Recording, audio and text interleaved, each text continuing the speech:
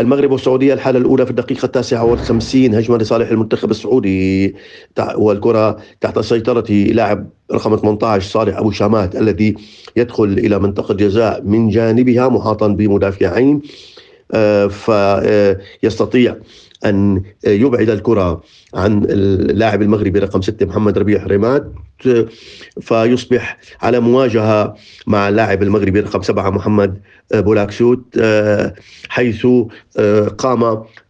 صالح أبو شامات بوضع ساعد يده اليسرى على صدر اللاعب، فيما لجأ اللاعب المغربي إلى عملية المسك مستخدما يده اليمنى على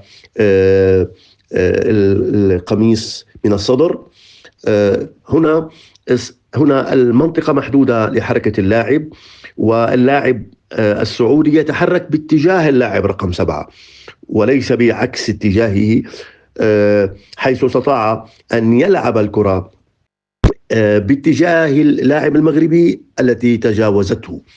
وبالتالي لم يكن هنا المسك مؤثرا، لأن كلا اللاعبين يتحركان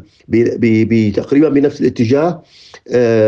عملية المسك لم تكن معاكسة ومخالفة لحركة اللاعب، وبالتالي عملية تأثير المسك غير موجودة، وبالتالي لا وجود لمخالفة مسك. قرار الحكم كان صحيحا باستمرارية اللاعب،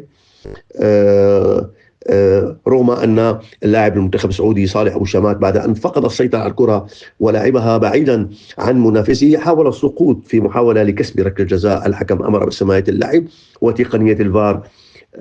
أكدت صحة قراره بأن هناك مسك، لكن هذا المسك ليس مؤثرا بمعنى لا يرتقي لمستوى المخالفة، فكان قرار الحكم صحيحا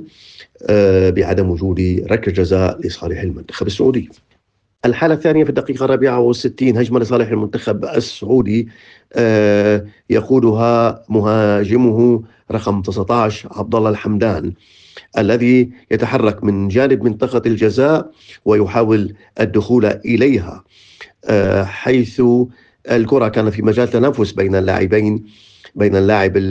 السعودي الحمدان واللاعب المغربي رقم 10 أمين زحزوح. استطاع من خلالها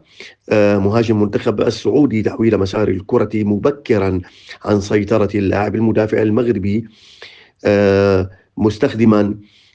قدمه اليمنى، فيما كان قرار اللاعب المغربي متأخرا بلاعب الكرة، حيث رفع قدمه وساقه اليمنى إلى الخلف، ومن ثم تابع حركته بالقدم اليمنى،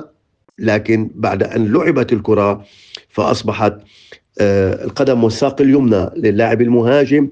على مرمى من اللاعب المغربي رقم 10 أمين زحزوح، مما أدى إلى قيامه بركل باستخدام قدمه اليمنى بركل الساق اليمنى للاعب السعودي المهاجم الذي سقط داخل منطقة الجزاء. الحكم أشار بيده بعدم وجود مخالفة، لكن تقنية الفار بعد ذلك استدعت الحكم